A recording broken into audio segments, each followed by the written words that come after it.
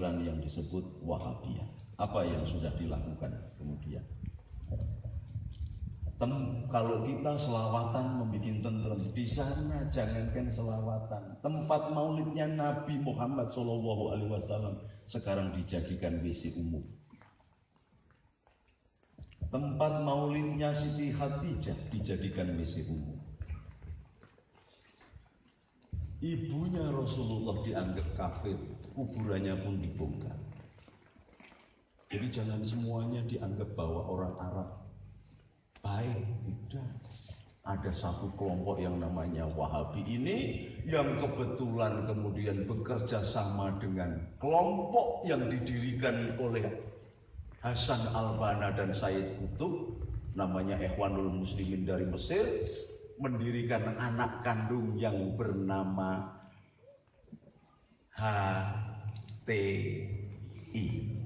Singkatannya adalah Hizbut Tahrir. Hizbut Tahrir adalah tentara pembebas. Kalau di Indonesia, tentara Indonesia adalah TNI. Sekarang di Indonesia masuk tentara pembebas, berarti ada tentara di dalam tentara. Dan karena kita tidak paham dengan bahasa Arab, akhirnya kita biarkan saja. Ini adalah pertemuan antara Ikhwanul Muslimin dan Wahabi. Lalu masuk ke Indonesia, diterima oleh Habib Husin Al-Habsyi yang matanya buta, yang dulu pernah ditangkap karena ngebom Borobudur. Masih ingat? Apa urung lahir? Urung lahir. Lalu mendirikan organisasi partai politik untuk menguasai negara. Lalu mendirikan gerakan mahasiswa namanya KAMI, Kesatuan Mahasiswa Indonesia. Lalu mendirikan MTA untuk menggerogoti akidah ala Ahlussunnah wal Jamaah. Lalu membuat rumah-rumah Quran untuk menghancurkan pesantren-pesantren. Semuanya nggak berhasil di Indonesia. Sampai akhirnya diadakan penyusupan ke pesantren-pesantren. Bahwa pesantren Siwatu sudah diduduki dan mendukung FPI. Ini kalau tidak pinter-pinter menyaring berita akan melahirkan perlawanan dari kelompok lain. Loh, ini yang disebut dengan proksi war. Yang ngadu domba jauh di sana, padahal ini yang ngadu domba adalah maklar-maklar ekonomi merkantilisme. Nanti dibahas sendiri. Wis pokoke rungokno wae sing penting awakmu ngrungokke wae. Merkantilisme itu apa sih? Pokoknya merkantilisme antara kelompok Zionis ini yang satu menggunakan Amerika, yang satu menggunakan Cina. Kebetulan Mas Jokowi menggunakan jalur Cina.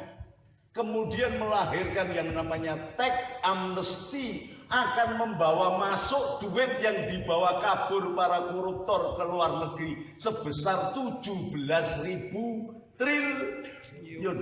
Yang membuat anak cucu kita baru lahir cenger harus bayar utang negara 15 juta. Mau dibawa masuk oleh Pak Jokowi. Terlalu pede Pak Jokowi. Ngajak Bu Sri Mulyani yang sudah mengerti spektrum keuangan. Tapi berhasil apa tidak? Tidak. Karena apa?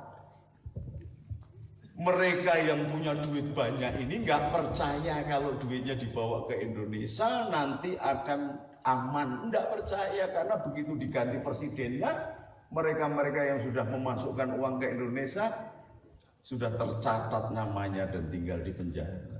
Nggak mungkin. Maka dikeluarkan 1% dari 17.000 triliun sama dengan 170 triliun. Inilah yang digunakan untuk menghancurkan Indonesia, melengsarkan Jokowi dan menggantikan dasar negara. Dumadaan ada orang yang cangkeme dleweran, mudeng agama Islam saja tidak, tetapi malah pakai ayat untuk ngomong-ngomong yang tidak jelas, namanya Ahok. Ini perlu tahu kalian, ini biar untuk meletek. Ahok digunakan untuk pintu masuk, berkumpul mereka-mereka yang sakit hati akan menjajah Indonesia, akan memecah belah Indonesia menjadi 17 sampai 27 negara.